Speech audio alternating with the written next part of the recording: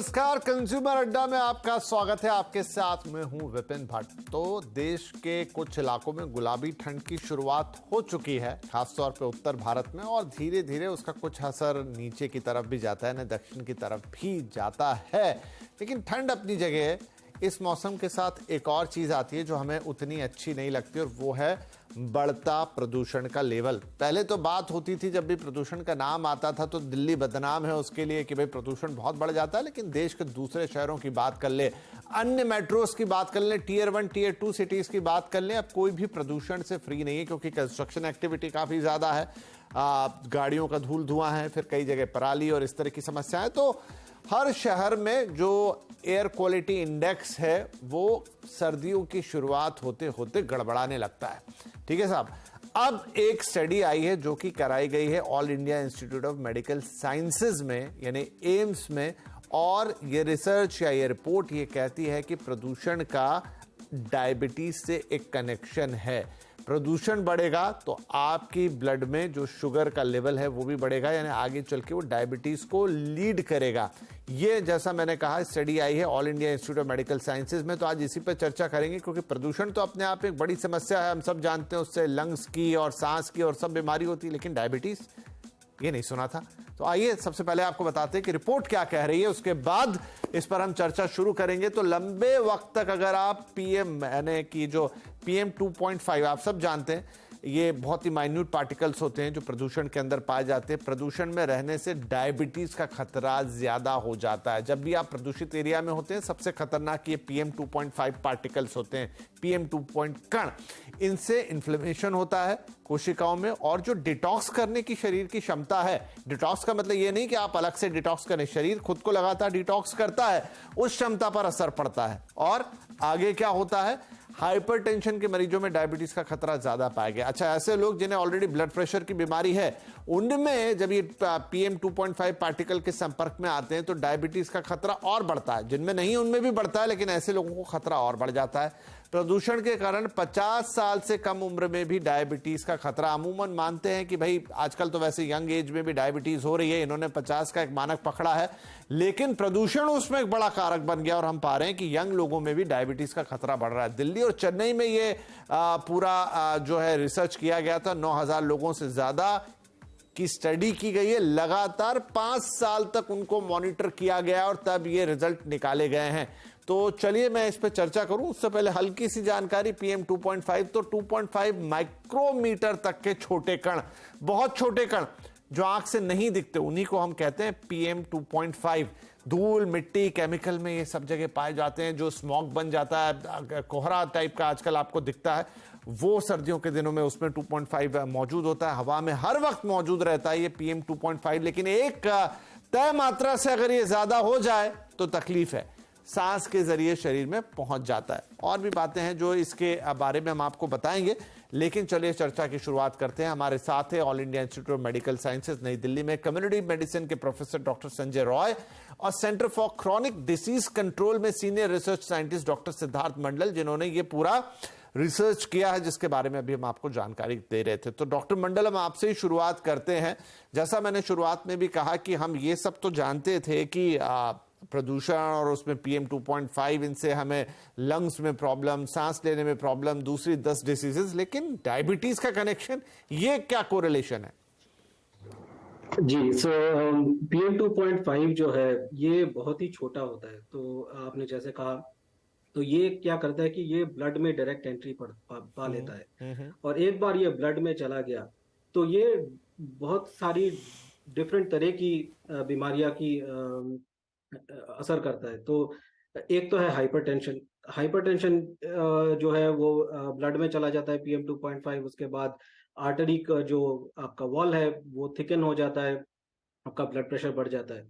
अब ये कॉमन एक मैकेनिज्म है जो इन्फ्लेमेशन आपने कहा, सो इन्फ्लेमेशन, ऑक्सीडेटिव स्ट्रेस, ये सारे मैकेनिज्म्स। सो डायबिटीज भी इसी तरह का होता है। तो ये PM 2.5 जो करता है, ये बॉडी का जो इंसुलिन सेंसिटिविटी वो कम कर देता है, और तो टिश्यू में जो शुगर ब्लड से एब्जॉर्ब होता है वो ये घटा देता है। तो यूजुअली इन्फ्लेमेशन या ऑक्सीडेटिव स्ट्रेस से होता है ये। जी, डॉक्टर संजय रॉय, तो हम मानते हैं कि PM 2.5 यानी प्रदूषण कुल मिला के आपकी सेहत के लिए हानिकारक है, लेकिन अब जो सिद्धार्थ साहब जो बात बता रहे हैं कि 2.5 आपकी ब्लड स्ट्रीम में सीधा जाता है, यह आपके ब्लड मैकेनिज्म के साथ इंटरप्ट करता है, उसके बाद आपके ब्लड प्रेशर को बढ़ाता है और धीरे धीरे धीरे ये फिर आपकी इंसुलिन सेंसिटिविटी को भी कम करता है। नो डाउट हम मानते हैं कि जिस तरीके से कोई भी, और जैसे कहते हैं कि ज्यादा प्रदूषण में रहें, इसका मतलब है कि वो आजकल एग्जांपल देने के लिए कि दिल्ली में सांस लेना मतलब दिन में 10 सिगरेट पीना, किसी और शहर में मतलब 5 सिगरेट पीना जितना हानिकारक है।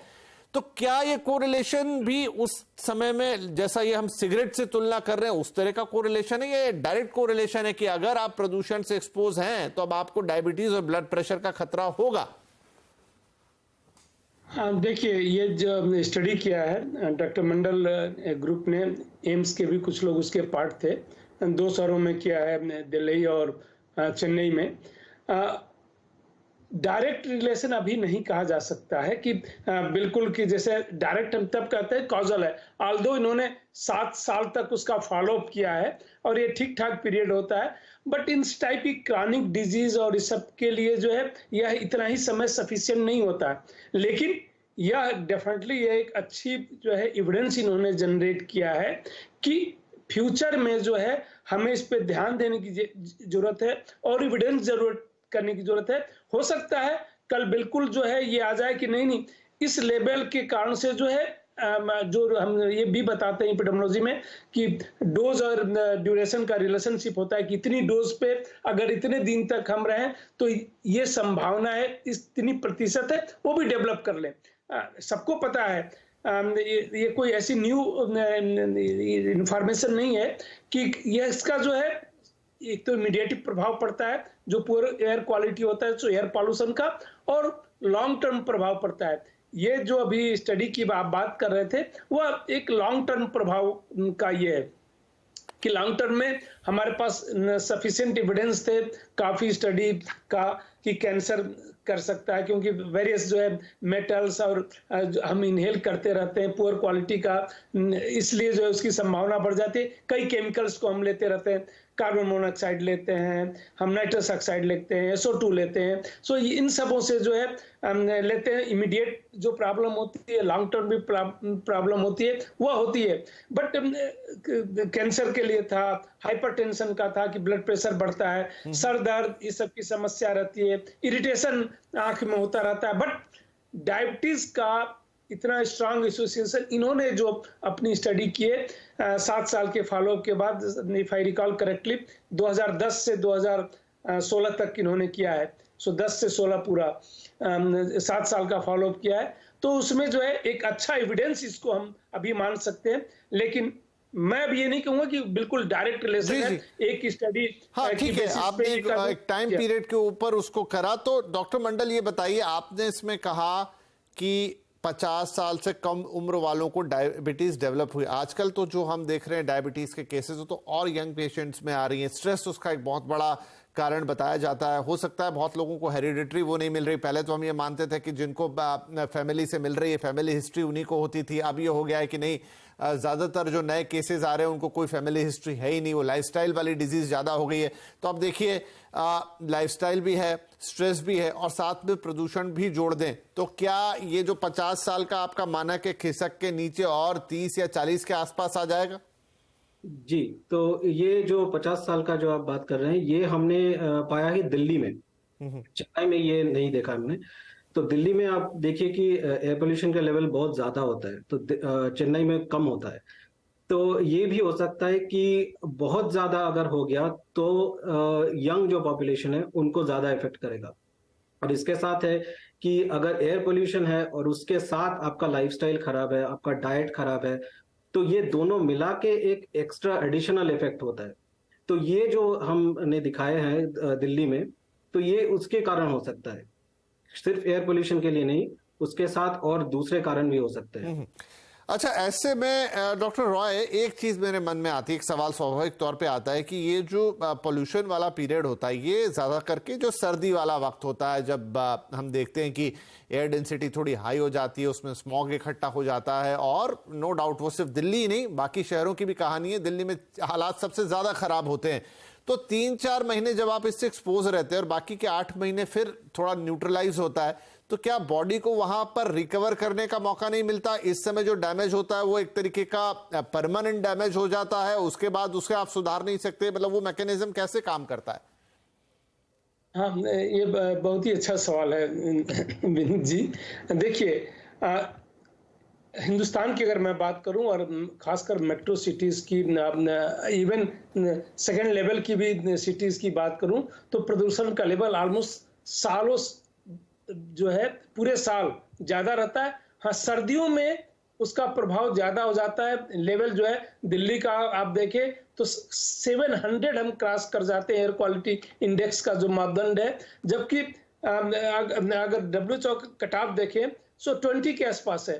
तो कोई कंपैरिजन ही नहीं है, कितने टाइम्स हायर हमारा ये चला जाता है। आल्दो हमने अपनी कंट्री में कट ऑफ को कुछ ऊपर रखा है, इसे 2 to 3 टाइम्स ऊपर रखा है, जो भी जो इंटरनेशनल कट ऑफ है। कई कारण है। तो जो सर्दियों में होता है, सर्दियों में कई कारणों से, देखिए गर्मियों के दिन में क्या होता है कि गर्मी ज्यादा रहती है, सो ये पॉल्यूटेंट भी जो है ऊपर चले जाते हैं, हवा तेज रहती है। जाड़ों में क्या होता है कि कंडेंस होके नीचे पड़े रहते हैं, स्पेशली मॉर्निंग आवर में, जबकि मॉर्निंग आवर में उतनी हमारी व्हीकल्स नहीं चलते हैं या फैक्ट्रीज भी उस समय जो है बंद रहती हैं, लेकिन पॉल्यूशन का लेवल उस समय सबसे ज्यादा रहता है। धीरे धीरे जब गर्मी आती है, मतलब सूर्य की रोशनी आती है, तो जो है थोड़ा सा ये पॉल्यूशन जब ऊपर जाता है, तो जिसमें ह्यूमन रहता है, जिस लेयर में हम नीचे रहते हैं, उसमें जो है इसका असर जो है उस समय बहुत ही ज्यादा रहता है। और उसका सबसे बड़ा कारण है हवा का उतना न चलना, स्लो हवा उस समय रहती है, कभी कभी न के बराबर ही रहती है, तो हवा का मूवमेंट नहीं होने से वो इधर से उधर नहीं जा पाते हैं, एक ही जगह रहते हैं। दूसरा, जो ठंड होने के कारण से जो है वहां पे वो कंडेंस होके रह जाते हैं। तो ये एक नेचुरल फिनोमेना है जो कि होता है। और जब ये और ज्यादा बढ़ता है, पॉल्यूशन लेवल बढ़ता है, तो एक वह वातावरण में ऐसा लेयर बना देता है कि बिल्कुल विशियस साइकिल टाइप का इफेक्ट होता है कि सूर्य ऊपर का सूर्य की रोशनी कम आती है, सूर्य की रोशनी अगर कम आएगी तो गर्मी कम पहुंचेगी, नीचे गर्मी कम पहुंचेगी, तो वह जो सस्पेंडेड पार्टिकल है वह वहीं रहेंगे, ऊपर नहीं जा पाएंगे। सो पॉल्यूशन बढ़ने के साथ साथ उसका डायरेक्ट पॉल्यूशन भी इफेक्ट करता है, ठंड तो करता ही करता है, पॉल्यूशन भी उसका एक इफेक्ट करने लगता है, और इस कारण से यह जो है सर्दियों में ज्यादा प्रॉब्लम होती है। वैसे दुनिया के ऑलमोस्ट 90, WHO का एस्टिमेट अगर आप देखिए तो दुनिया के 90% पॉपुलेशन जो है वो एयर पॉल्यूशन से जो है ग्रसित है।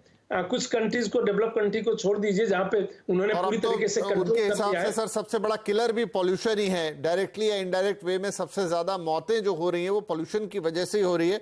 डॉक्टर मंडल, एक सवाल मैं आपसे और पूछूंगा इस पर, वो ये है कि जो भी आपने स्टडी की या जो 9000 लोगों को आपने अध्ययन किया, तो उनका क्या परमानेंट डायबिटीज हुआ या वो प्री डायबिटिक हो गए, या प्री डायबिटिक थे तो डायबिटीज में कन्वर्ट हो गए, कितनों को पहले से हाइपरटेंशन था, क्या वैसा कोई क्लासिफिकेशन वहां पर मौजूद है?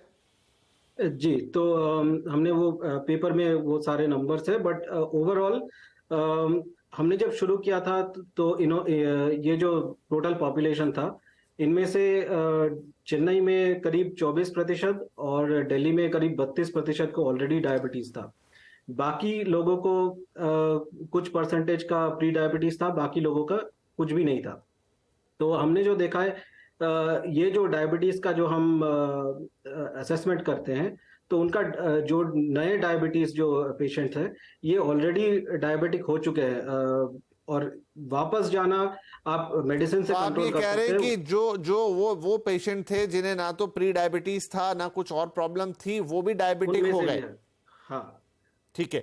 और क्या इन 5 या 7 सालों में उनका बाकी का जो लाइफस्टाइल था वो स्थिर रहा? मतलब उन्होंने कोई और दूसरा उनका लाइफस्टाइल, भोजन, नींद, स्ट्रेस के लेवल, क्या उनका भी आपने अध्ययन किया कि कहीं उस वजह से तो डायबिटीज नहीं हो रही है? जी, तो ये जो हमने किया है, तो ये सिर्फ डायबिटीज नहीं, ये सारा हार्ट के मरीज और जो भी heart failure, myocardial infarction, diet, physical activity, सारा चीज ये हमने मॉनिटर किया है। उसमें उतना ज्यादा चेंज नहीं हुआ, क्योंकि ये साधारण पॉपुलेशन था। ये ऐसा नहीं कि हमने सिर्फ डायबिटीज की मरीजों को स्टडी में लिया है, तो ये जनरल पॉपुलेशन था। और इन सारे इयर्स में उनका ऑक्यूपेशन उतना नहीं चेंज हुआ, उनका लाइफस्टाइल उतना नहीं चेंज हुआ। तो हमने जब शुरू किया था तो ये एवरेज एज 40 से 45 साल था, और अभी इन लोगों का 50 से 55 का उम्र है। तो बाकी ऐसा कुछ ड्रास्टिक चेंजेस तो नहीं हुआ था। ठीक है, और आप कह रहे हैं कि ये पूरी पॉपुलेशन अब डायबिटिक हो चुकी है? पूरी नहीं, हमने जो देखा है करीब 600-700 लोग जो नए डायबिटीज के पेशेंट हुए हैं। ओके, करीब 700 लोग नए डायबिटीज के पेशेंट हैं। ठीक है। तो डॉक्टर रॉय, ठीक है, ये भी एक बड़ी तादाद है। अगर उस पूरी केस स्टडीज में से 700 लोगों को डायबिटीज हो गई, तो क्या मोटे तौर पे अब हम ये माने कि अगर आप बहुत ज्यादा पॉल्यूशन से एक्सपोज्ड हैं तो बाकी तो जो बीमारियां हम जानते ही हैं, और खासतौर पे सांस की बीमारियां, लंग्स की बीमारियां, लेकिन अब आपको तैयार रहना चाहिए कि लाइफस्टाइल डिजीज भी आपको पॉल्यूशन के जरिए मिल सकती है? देखिए, हाइपरटेंशन भी लाइफ स्टाइल डिजीज ही मानी जाती है। सो इवन कैंसर भी जो है, अगर आप देखें तो काफी हद तक लाइफ स्टाइल डिजीज, तो एनसीडी का काफी कुछ जो है लाइफ स्टाइल डिजीज, इसलिए सारे नॉन कम्युनिकेबल डिजीज जो होते हैं, चाहे वो कैंसर हो, चाहे हाइपरटेंशन हो, चाहे डायबिटीज हो, लाइफ स्टाइल में माना जाता है। ये जो है आपकी जो है, अभी जैसा कि आपने खुद ही बताया था विपिन जी कि इसको मेजर किया आपने, जैसे इनसे सवाल पूछा था कि एंजाइटी को मेजर किया, डिप्रेशन को, तो मल्टीपल फैक्टर होते हैं रिस्पॉन्सिबल। यह एक अच्छी स्टडी है जिसने एक एविडेंस जनरेट किया हुआ है, बट लॉन्ग टर्म ये कहने के लिए कि बिल्कुल ये हो जाएगा, हमें और एविडेंस जनरेट करना। साइंस में जब तक पूरे एविडेंस नहीं आते हैं, हम बिल्कुल ये नहीं कहते हैं हम कि इससे ये हो जाएगा। हम ये कह सकते हैं इसकी संभावना है कि ये हो जाएगी। अभी की स्टडी की बेसिस पे हम ये कहते हैं संभावना है। और पॉल्यूशन का तो हमेशा, मान लीजिए एक सेकंड के लिए मैं भी मान लूं कि डायबिटीज का ना हो, मान लीजिए, लेकिन बाकी जिस तरीके से नुकसान पहुंचाता है हमारे स्वास्थ्य पे, जिस तरीके का बुरा प्रभाव है, उसको तो हमें पॉल्यूशन को कम करना ही पड़ेगा। Not only for diabetes, for any other disease, चाहे वो अस्थमा हो, सीओपीडी का जो है एक बड़ा कारण जो है आज की समय में ये माना जाता है डिजीज हो गया, और जिसको सीओपीडी मतलब क्रॉनिक ऑब्स्ट्रक्टिव पल्मोनरी डिजीज हम कहते हैं, लंग्स की डिजीज, उनका जो है होने का भी कारण ये है कि लगातार जो आप कह रहे थे कि 10 और 20 सिगरेट पी रहे हैं, अगर आप पीते रहेंगे तो सीओपीडी होने के चांसेस बढ़ जाएंगे। तो पॉल्यूशन से आप उससे ज्यादा पी रहे हैं। जी बिल्कुल बिल्कुल। और पॉल्यूशन तो जैसा मैंने कहा कि अब एक अर्बन फिनोमेना बन ही गया है, और वो सिर्फ एक शहर तक यानी दिल्ली तक नहीं रह गया है। तो ऐसे में उसे सीरियसली लेना तो बहुत ज्यादा जरूरी है। लाइफस्टाइल की हम बातें करते हैं, लेकिन अब उतना ही हमें एयर क्वालिटी की भी चिंता करना जरूरी है, क्योंकि सांस हमें लेनी ही लेनी, आप उसके साथ कंप्रोमाइज नहीं कर सकते, और हवा को आप रातों रात बदल नहीं पाएंगे अपने लेवल पे। एक छोटा ब्रेक लेते हैं, ब्रेक के बाद यही चर्चा करेंगे कि अगर आप कुछ कर सकते हैं अपने लेवल पर तो वो क्या उपाय हो सकते हैं, मास्क लगाने से लेकर कुछ और तक। क्या आप प्रदूषण से अपने लेवल पर कोई निपटारा कर सकते हैं? तो एक छोटा ब्रेक लेते हैं, ब्रेक के बाद अब इन चीजों से कैसे बचा जाए उस पर थोड़ा फोकस करेंगे। एक छोटा सा ब्रेक बैक। तो आज हम बात कर रहे हैं कि प्रदूषण का असर और उससे बढ़ता blood sugar. All India institute of medical sciences ने एक स्टडी की है जिसमें यह पाया है, लगातार 5-7 साल तक ऑब्जर्वेशन किया है कि किस तरीके से पॉल्यूशन, बढ़ते पॉल्यूशन की वजह से आपका बीपी इंपैक्ट होता है और डायबिटीज होने का भी खतरा कई गुना बढ़ जाता है। तो चलिए, ब्रेक से पहले हमने इस पूरे फिनोमेना को समझने की कोशिश की, क्योंकि प्रदूषण तो अब हर जगह बढ़ रहा है। अब थोड़ा उपाय की तरफ भी बात करें तो सिद्धार्थ मंडल, आपने ये स्टडी तो की कि भाई क्या इंपैक्ट कर रहा है, लेकिन क्या स्टडी में कुछ एरिया या कुछ पोर्शन ऐसा भी है जहां कुछ उपायों पे चर्चा की गई है? क्योंकि जैसा मैंने कहा, हवा को बदलना आपके मेरे लिए ओवरनाइट संभव नहीं होगा, वो तो एक बहुत बड़ा प्लान होगा कि वो कैसे चेंज होगी, वो कैसे क्लीन होगी, लेकिन हम अपने लेवल पर क्या कर सकते हैं? जी, तो इंडिविजुअल लेवल पे हम जो कर सकते हैं, अपने डाइट, अपने लाइफस्टाइल, ये सब पे कंट्रोल कर सकते हैं। और देखिए, पोल्यूशन का डायरेक्ट इफेक्ट होता है, लेकिन पोल्यूशन और बाकी चीजों के साथ जो करता है वो ज्यादा खतरनाक होता है। तो हमें अपनी तरफ से I think diet, physical activity और ये सब चीजों पे ध्यान देना चाहिए, और अपनी एक्सपोजर को थोड़ा सा कम करना ये भी इम्पोर्टेंट है। आप मास्क की बात कर रहे थे, तो मास्क डेफिनेटली काम करता है, बट सबके लिए मास्क पहनना और लंबी टाइम के लिए ये शायद उतनी अट्रैक्टिव ऑप्शन नहीं है। बट आई थिंक नॉर्मली जो डॉक्टर्स कहते हैं अपने डाइट और लाइफस्टाइल का ख्याल रखना चाहिए। I think that should be individual का जो उपाय हो सकता है। हाँ, मतलब But आप सरकार की तरफ से हाँ, आप कह रहे हैं कि चलिए पोल्यूशन का आप कुछ ना कर पाए, लेकिन अपने आप को फिट रखेंगे, अपने आप को स्वस्थ रखेंगे, बॉडी का डिटॉक्स सिस्टम इम्पैक्ट हो रहा है, लेकिन आप अगर उसको एक्स्ट्रा एनर्जी देंगे थ्रू एक्सरसाइज, फूड एक्सेट्रा, अच्छी नींद के साथ, तो आप उसको काउंटर बैलेंस कर पाएंगे। डॉक्टर रॉय, आपका क्या कहना है इस पर? देखिए, जो पॉल्यूशन का प्रभाव पड़ता है, एक तो आउटडोर पॉल्यूशन है जिसकी अभी हम चर्चा कर रहे थे, इंडोर पॉल्यूशन भी होता है, घर के अंदर भी पॉल्यूशन करते हैं और कई कारण से, खाने बनाने की विधि के कारण से होता है। ठीक है, शहरों में हम यूजुअली जो है एलपीजी गैस ही जलाते हैं, बट शहर में अभी भी कुछ ऐसे हिस्से हैं जहां पे हम जो है वह गैस के अलावा भी कुछ यूज करते हैं, कोयला यूज करते हैं, लकड़ी यूज करते हैं खाना बनाने के लिए, घर के अंदर यूज करते हैं, और ये सब तो उन जगहों पे जो है इसका और ज्यादा बुरा प्रभाव पड़ता है। तो एक तो अगर जहां पे ऐसा हो रहा है उसको बिल्कुल ही बंद कर दे, 100% जो है हम अगर एलपीजी पे शिफ्ट करते हैं तो यह काफी कम होगा घर के अंदर का। घर के अंदर जो है बाकी कंस्ट्रक्शन और ये सब चलता रहता है, जिस समय ये हाई लेवल है उस समय कंस्ट्रक्शन वर्क इसीलिए बंद कर दिया जाता है। और देखिए, सब ऐसा नहीं है कि नहीं किया जा सकता है, बहुत सी कंट्रीज के एग्जाम्पल है, यूके का देखिए, लंदन का देखिए, 50 के दशक में क्या होता था, सबसे ज्यादा पॉल्यूशन की हम बात करते थे, आज जो है वहां शायद तीसरे अंक में 100 के ऊपर कभी नहीं एयर क्वालिटी इंडेक्स पहुंच पाता है। वह मैक्सिमम जाता है तो कैसे कंट्रोल किया, वह स्ट्रिक्ट लॉ से कंट्रोल किया। तो एक थोड़ी सी जरूरत है लॉ बनाने के लिए, इंडिविजुअल करेंगे, इंडिविजुअल हम उनको एजुकेट कर सकते हैं कि आप न पॉल्यूट करें, बट उनका कंट्रीब्यूशन इंडिविजुअल का बहुत ही कम होता है। दूसरा, सेल्फ प्रोटेक्शन जो है, मास्क पहनना एक वे है, N95, बट कितने लोग पहन पाएंगे, कितने लोग उसको जो है सस्टेन कर पाएंगे। और जब तक इमीडिएट इफेक्ट नहीं होता, जैसे कोविड के समय में था कि तुरंत इन्फेक्शन होगा, तुरंत आपको बुखार हो रहा है, इसके यूजुअली लॉन्ग टर्म इंपैक्ट ज्यादा होते हैं, तो लोगों को समझ में नहीं आती है, इसलिए इसका कंप्लायंस ठीक से नहीं हो पाता है।